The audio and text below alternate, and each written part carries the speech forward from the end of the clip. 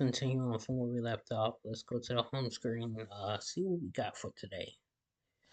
Okay, Bailey's secret reveal, babe, finally snaps. Alright, this is 10 things you didn't know about GTA. Here are 10 things you probably never knew about GTA San Andreas. Here we go again. Sean Fontino is the voice of Franklin Clinton in Grand Theft Auto 5. I gotta spend my day with another middle-aged fool trying to recapture his youth. What this fool just say? I missed you, dawg. But it's a lesser known fact that he has a smaller role in San Andreas. Well, let's make it happen then. Prove you ain't no baller or no buster, homie. For sure, I roll. In the game, Fontino voices the slightly overweight and unnamed Grove Street family's member, Fam 1. You got some work to put in, you down? I love my hood, CJ, I'm damn. You never seen no gangster? Family reunion, homie. Yeah, Look family. happy now. Those shoes is real proper, CJ. Sound familiar? Players looking for his name in the ending credits will come up short because he didn't use his full legal name. Rather, Fontino chose to be credited by his rapper name Solo. Funny enough, Fontino is also the cousin of CJ's voice actor, Young Melee. Talk about a coincidence.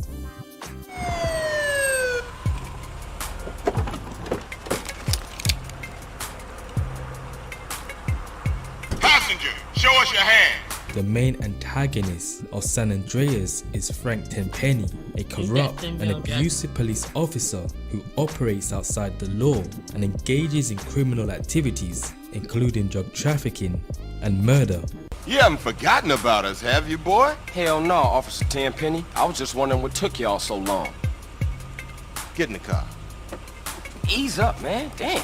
Tenpenny is also a skilled manipulator who can convince others to do his bidding, including the game's protagonist, Carl Johnson.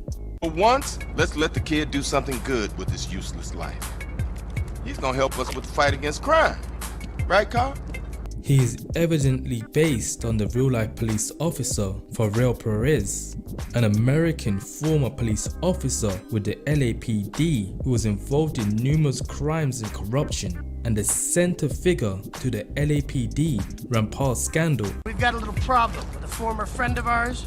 He seems to disagree with some of our methods. No, who could do that? Like Perez, Tenpenny was the leader of an anti-gang crash task force which ironically carried out actions of police brutality, intimidation, and evidence planting. I thought you said you was innocent, Carl. But you don't bang. This is car 58. See you around like a donut, What? Carl. Officer Pendlebury's down. We'll be right over. Originally, the Grove Street families were going to be called the Orange Grove families, shortened to OGF. This is evident in various game magazines before the game's release, which initially referred to CJ's gang as Orange Grove Families or OGF. Original graffiti and dialogue still remains in the game.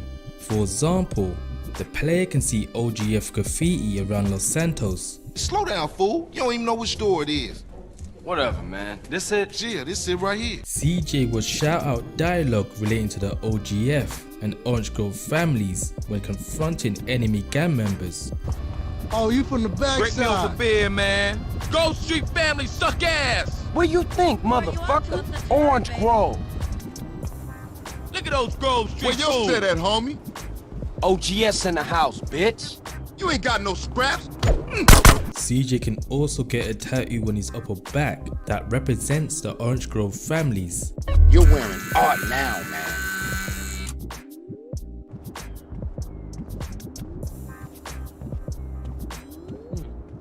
Interesting. Last but not least, all of the families, i.e. Grove, Temple, and Seville, are named after different types of oranges, which possibly means that instead of banning green, the families were supposed to be wearing orange colors. Hey, man, we off to our new spot. We got a mansion, sweet. CJ's underdog to successful Kingpin narrative would have been less impressionable without Young Maley's authentic performance, and while the rapper made it sound so effortless, Young Maley had no prior acting experience before he voiced Carl Johnson in San Andreas. Oh, baby. I'm so sorry, baby. Well, what's that? You so right. Please forgive me, baby. Just don't fucking shoot me, please! How Melee became CJ in San Andreas is a particularly rare way of getting a role, and it happened by pure accident. While DJ Pooh was meeting with the game's creators, he received a call from Young Melee. Pooh put the call on speakerphone, and the creators felt that Melee had the right voice for the character. Over the years, there have been numerous reports that the rapper 50 Cent was reportedly offered the role of CJ in San Andreas. Reportedly, he turned it down because if he was going to star in a game, he was going to play himself. One thing is for sure, San Andreas would have felt like a different game if 50 Cent voiced CJ. Give up the money. This a raid. Ryder, not this again. It ain't me, fool. No one else is that small. I feel sorry for your dad. Menace to Society was a clear and obvious influence for San Andreas, right down to some very specific details. We gonna roll, homie, or what? Well, let's make it happen then. There's a Grove Street Family's member that resembles O-Dog, and a Ballers member that looks like the carjacker who jacked Kane and his cousin. But that's not the only references. There's also a whole section of Ganton that resembles a part of the movie. The infamous line of dialogue from Menace, "I feel sorry for your mother," is parodied in a game when Ryder tries to rob the pizza restaurant under similar circumstances too. This a raid. Ryder, not this again. It ain't me, fool. No one else is that small. I feel sorry for your dad. Shit, you crazy. Let's get up out of here. And 3 memorable actors who appeared in the movie voiced main characters in San Andreas. Samuel L. Jackson as Tenpenny, Welcome home, Carl. Glad to be back. You haven't forgotten about us, have you, boy? Hell no, Officer Tenpenny. Clifton Powell as Big Smoke, Look at you. You got the whole world. I ain't got no regrets, man. Smoke, you I had... made it, CJ. I'm a success. I can't be touched. and MC8 as Ryder. Saying that, the East Coast made you drive like an idiot, fool. Man, you always crashing cars and shit. And for some reason now you back. All it is CJ drive here, CJ drive there.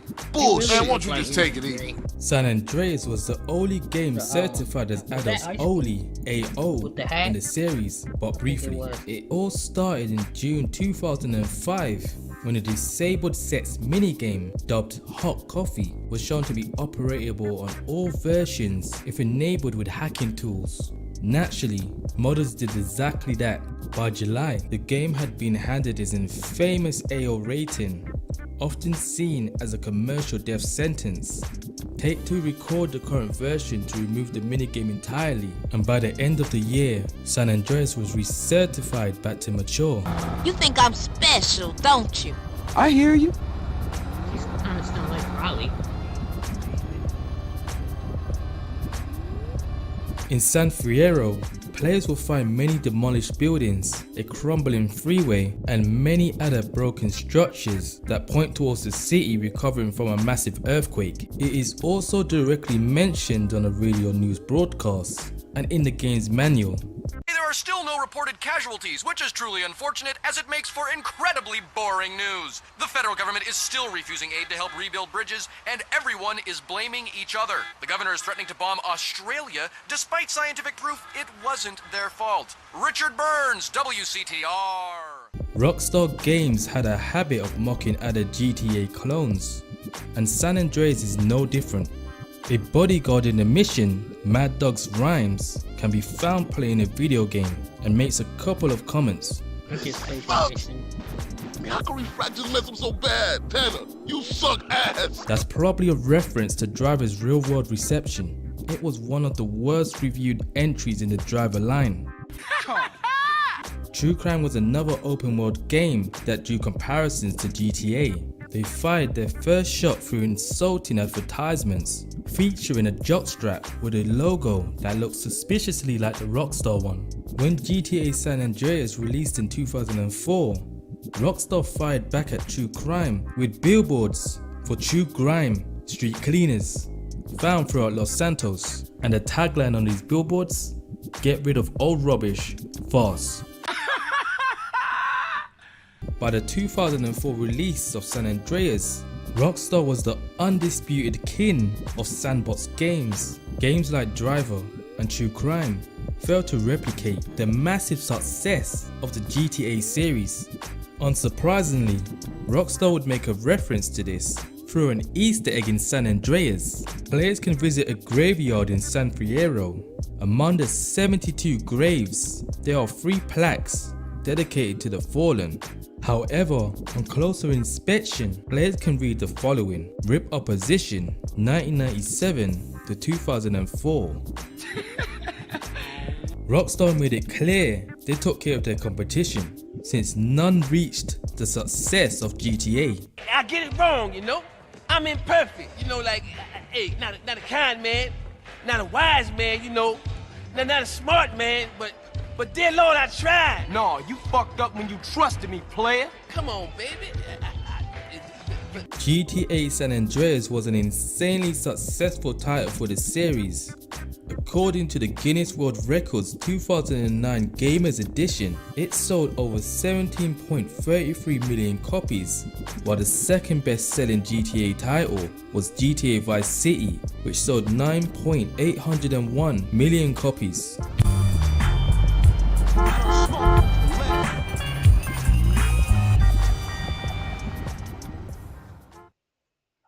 Damn, okay. Brings us to the end of that video. Thank y'all for watching. We'll see y'all in the next one. Y'all stay tuned.